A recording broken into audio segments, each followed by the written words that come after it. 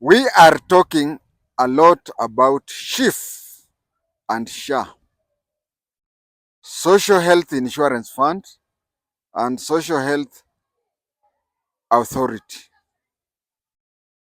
We still are talking a lot more about them, but what did SHIF and SHA replace? And why and when was it? Why, when did it start? We had a program which was there before SHIF and SHA. What is it and when did it start? I'll start this way before I even talk about what SHIF and SHA replaced. I'll say this. As far as far back as I can recall, public health facilities were free, absolutely free. Apart from having a photographic mind, I was very sickly when I was young. I recall having TB when I was in standard 2. Actually, I spent three quarters. I spent three quarters of my standard 3 in wards in Kajiado District Hospital. That one forced me to repeat standard 3. In those years, if you the last quarter of students, for example, if you are 20, number 16 to 20 must repeat. So since I spent three quarters of my time in the hospital, came back to school when they were sitting for their exams, I made a mistake of sitting for that exam. So I was sickly. I was answering things that other students had been taught, and that one made me repeat standard 3. So I'm saying that in my first year in standard 3, I spent three quarters of my time in the ward. And standard 3 is the only class I repeated. And as I've said, it was because of my TB. If my memory serves me right, government government health facilities were zero. You paid nothing during those days, during my earlier days. Faith-based facilities charged a small fee, but their services were superior and in many cases giving the private hospital a run for their money. If you became sick and went to a faith-based hospital, you got treatment which was similar to a private hospital, but you are charged very little. Uh, we had the first facility used to be government, which was completely free. The second was faith-based, which was as good as private hospitals, but at a small fee.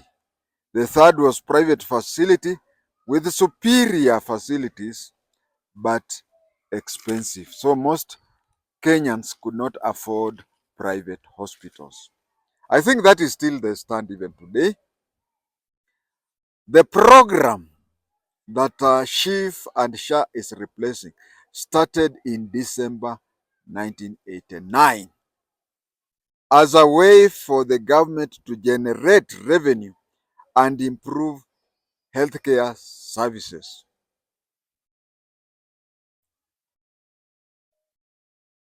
In September 1990, the outpatient registration was suspended, meaning that after working that system for about a year, they discovered that after working for 10 months, they discovered that people are not turning out. So when it came to outpatients, they made it free, but inpatients you had to pay something little.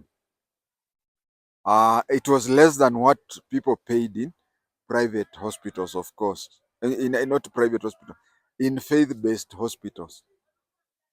It was less than what faith-based hospitals. So when people were started avoiding that, they first of all removed the outpatient. They said that you only pay if you are in an inpatient, but outpatient, it was suspended in September 1990. As we will see, due to public protest and early implementation problems. Uh, in 1991 and 1992 and beyond, the government started a phased in implementation. Between 1991 and 1992, they started a phased in implementation, so that by 1992, even outpatients had to pay. I want to share with you my personal experience, and I hope current members of the NIS are watching this video and definitely sharing the experience among the relevant government institutions and themselves, but most importantly, among themselves.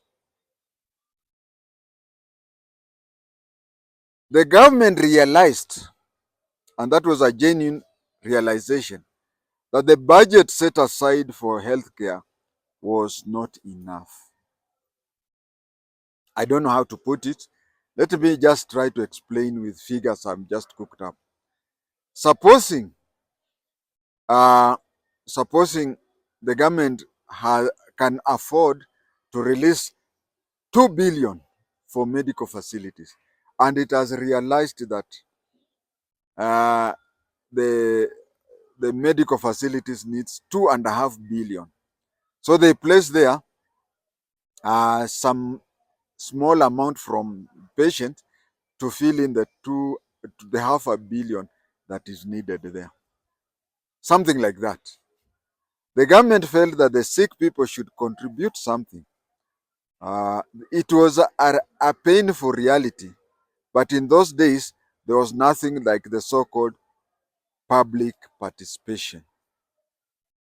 Public participation is important, but today people misuse that because I don't know how much public participation is enough.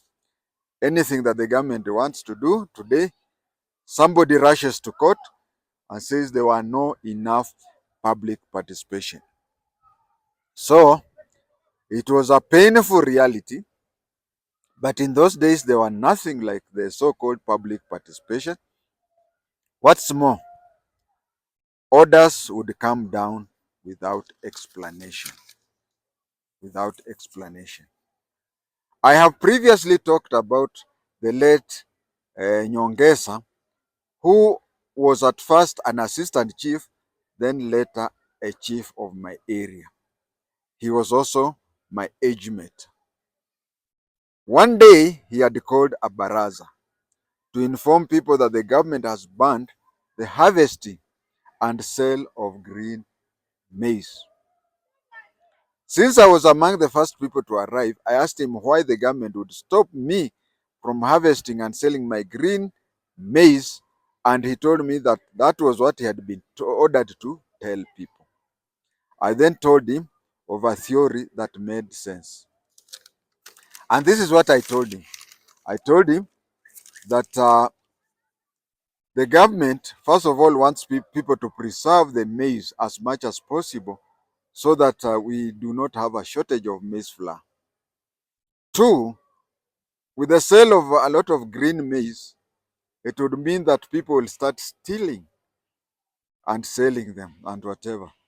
So, Nyongesa took that opportunity to explain to people what I had told him, what I had guessed, and the people really appreciated and understood. So, what am I saying here? I'm saying that in those days, I we are told we are told of something called bottom up. The other time it was trickle down. trickle down, the government would sit down. Yes, they would even come up with very, very good ideas. They would come up with a very good idea. But those were the days when instructions would come. If human beings, if you reason with a human being, you find your work is very easy. But that time, people used to be told what to do. So that system, that medical system used to be called cost sharing. Medical, yeah, it used to be called cost sharing. In the case of cost sharing, health, the Moi government instructed both its provincial administration and the political leadership to propagate the importance of cost sharing. Just that. Just told them. Like what I've just said, I've said in one sentence that, for example, the government can afford 2 billion shillings, but they find that medical facilities would need 2.5 billion. So they would want the patients to chip in. I've taken, is it 5 seconds to say that? But those people would come and say, serikali imesema hivi mara moja. By then, I was in Mandera. First, I was at Ramu, then in Mandera headquarters as the acting Deputy County Intelligence Officer. Let me give you two pathways: the provincial administration and the political leaders. Chiefs and the assistants would call a meeting. During the meetings, the so-called barazas, they would say that the government has directed that from now henceforth, there will be no free medical facilities. You will pay according to the level of your illness. Mumesikia? People say tumesikia. Eti nini? Tumesikia. And then the chief would say hakuna chabu. People would say hakuna chabure. And with that, the chief would have considered his work done. He has been instructed to tell people. He has told the people what he had been told, so he would consider his job done. Now to the politician. The second pathway is politician. Remember, there was only one political party, chama cha baba na mama. The politicians would almost always throw a glance at the direction of the NIS officer present in the meeting. When he's about to address, if he doesn't see me or he doesn't see the need, he tries to make sure. He can even postpone his speech until he makes sure that you are in a strategic place listening to him. Minutes, hours, or even days after the meeting, the politician would look for the NIS officer who covered the meeting. He would search for you minutes, hours, or even days after the meeting.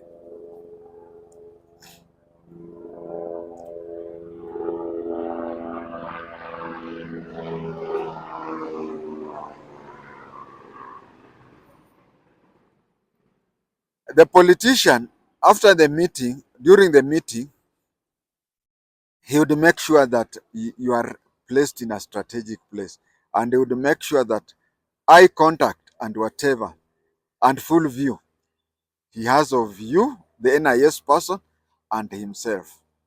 He wanted to make sure that whatever he said was clear and would be reported. So hours after the meeting, days after meeting, he would try to look for the NIS officer.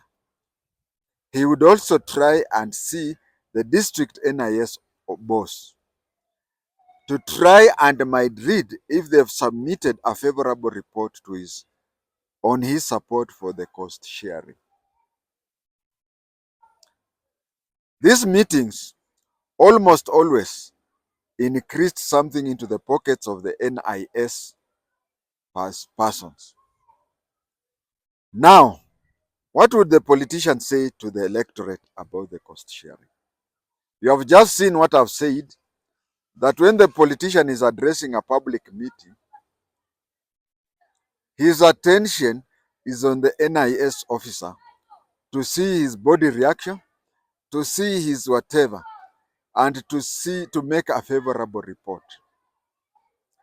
His intention, the politician's intention, was not to make the public aware of the importance of what he was saying. No, he just wanted the NIS officer to write a report and say that Councillor so and so or Mheshimiwa so and so really supported the cost sharing medical facilities, and this is what he said.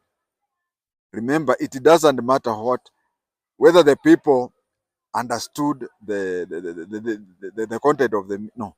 It doesn't matter. What matters to the politician is that he is in the right government record. Now, what would the politician say to the electorate about cost sharing? Let me give you an example. He would thank the president for introducing cost sharing. I remember the councillor for Ramu 1989 did that. Let me give that one example. He would thank the president for introducing cost sharing. Hata ukiona Ramu dispensary, idadi ya wagonjwa imepunguka kabisa kabisa. Now let us look at that. Thank you, Mr. President, for introducing cost sharing, because if you visit the Ramu, the nearby dispensary, you'll find that the people who line up to be treated has really reduced. If you look at it on both sides, let us look at it from two sides. One, why are they reducing? From the way the councillor would talk, you would think that he's saying that by bringing in cost sharing, a lot of people were getting cured. It is like a marubaini. But the truth of the matter is that bringing in the cost sharing with people with no money, they did not go to hospital. And so you can see people are not going to hospital because they cannot pay for the visit. But the counselor looks at that, not that he does not even understand, but to him, he just wants the NIS person to write a report that he has thanked the president for reducing the number of sick people. My estimate, bearing in mind about Ramu, would be as follows. You know, this is a case of within months or within weeks. The number of patients visiting Ramu dispensary in 1989 was four times more than those visiting the same facilities in 1990. That is meaning, supposing per day 40 people visited Ramu dispensary. After the introduction of cost sharing, 10 people started visiting the hospital. So according to the councillor, Moi has reduced the number of patients. But the truth of the matter is that 30 people could not afford to pay for cost sharing.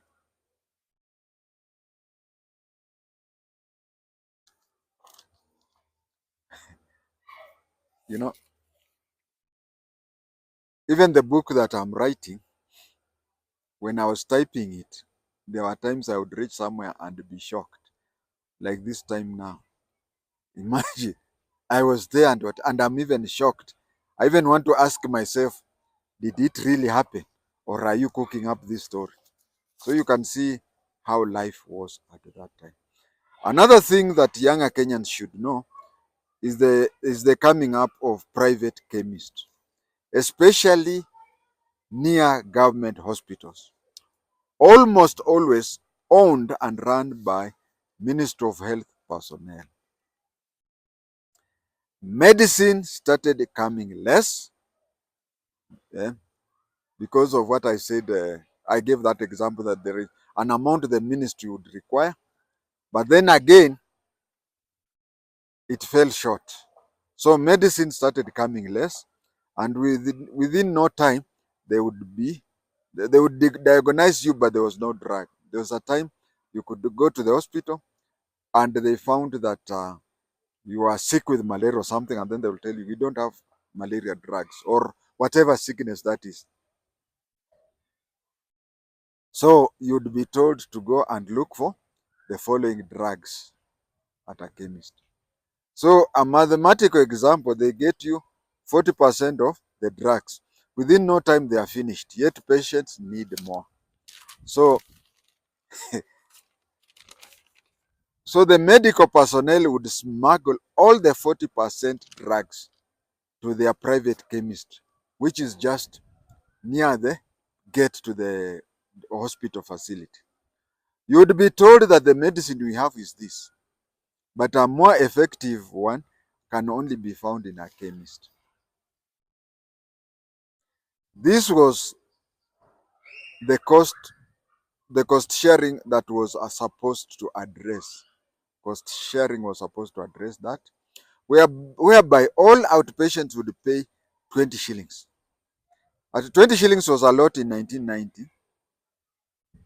Than buy drugs costing 50 shillings, especially if they were stolen from the government. Instead of you going to the hospital and told there are no drugs and you're treated free, and then you are told to go and buy drugs, you buy them at 50 shillings. Whereas if everybody would have paid 20 shillings, the drugs would be there. So that is some of the things that they were trying to solve. But this was too little and too late. I remember the government even arranged with the drug manufacturers to manufacture drugs embedded with the MOH on it. And on its cover will be written MOH not for sale. But yet you'd find that you'd go to the hospital. I think it is still there. I think it is still there. Mm, you go to the hospital, very many hospitals, you'll find just near the hospital there, one or two chemists. And if you investigate very well, those chemists are owned by pharmacists in the very same hospital. So the government brought in a system where the medicine with the manufacturers, so that the manufacturers, next time they bring drugs, it is written MOH, and the cover would be written MOH not for sale. But still, we found ourselves lacking drugs in the government hospital. You go to the next chemist just near the hospital, and you they just sell you that medicine. You buy it, it is written what do you do. The problems here were two. The problems here were two. First one was public participation. There was no public participation. As I've said, in those days, uh, I've given you an example of how a chief would talk and how a politician, a councillor or an MP would say. So there was a problem with public participation. And again, there is the question of too little, too late. Like the government was doing a lot of, number two, which I'm saying too little, too late, is the government, and it still has that problem, is very good in reactive and not proactive measures. Just like 1988, there was so much corruption in the police force that it was decided that 1988 is the only time in Kenya's history that police officers had between 75% and in some cases even others had 100% salary hike. It was to stop corruption in the police, but it was too little, too late. In that, a police officer would earn 2,000 shillings, but you'd find a traffic police officer would earn 1,000 shillings per day. So do you want to tell him that he stops corruption? No, this one led to too little, too late. Now, viewers, you have understood how we came to have this, what do you call, SHA and SHIF is something that we are discussing, and we will continue discussing. But today, I just wanted to tell you about three phases. I don't know what happened when before I was born or when I was very young, but I've just told you of the medical situation that was there between 1969, when I was in standard 2, up to today. Between 1969 and 1989, for 20 years, the government had free government medical. And then later on, it brought in what we call cost sharing. And lastly, SHIF and SHA. Now you know it. Thank you.